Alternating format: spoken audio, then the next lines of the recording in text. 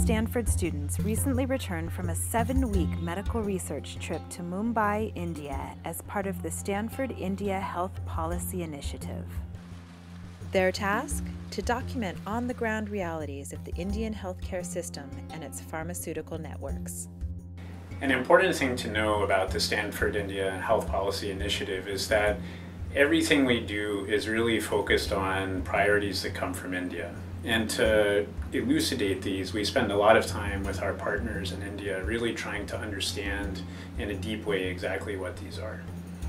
India's healthcare system is extremely underfunded and fragmented, with some very large obstacles. So the students hit the ground running, traveling to the slums to interview mothers in the so-called untouchable caste. The women talked about their struggles to get access to medicine and doctors. India has a wide array of practitioners with differing philosophies and varying levels of experience with specific problems.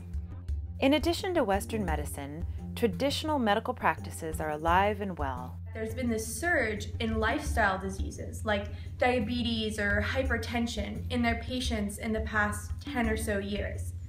And this has actually brought up a lot of issues for them because more traditional providers will have less training in this and less experience. The students diligently interviewed both doctors and informal healthcare providers, coming away with some surprising insights. So today I was talking to a homeopathic doctor, and he stopped in the middle of the interview. He said, "Let me give you an insight. The Indian healthcare system is better than the American healthcare system." And I was like, "Why?" And he said that in the American healthcare system, everyone's suing each other and all the doctors give too many tests and too many prescriptions. In the Indian healthcare system, they actually know how to diagnose people.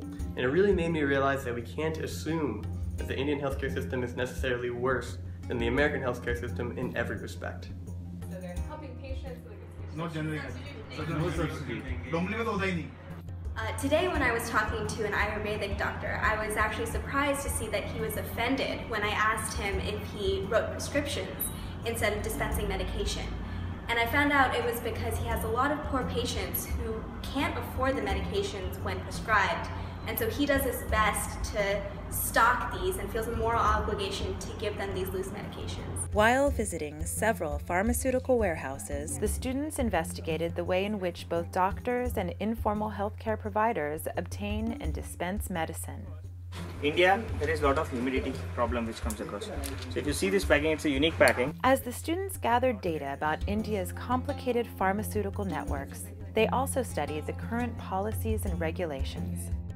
For malaria, he said he had 3 to 4 patients a day with malaria. The India Health Policy Initiative is in its 3rd year and looks forward to continuing its work on the ground to identify the obstacles that are preventing health policies and programs from reaching their full potential. Another really important aspect of our summer projects is that we hope over time that collectively they'll really build up the experiential knowledge base of why health programs in India succeed or fail.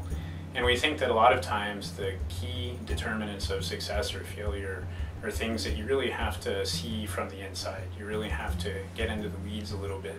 You have to understand practical realities. They're often not things that can be easily understood or even diagnosed using more traditional approaches.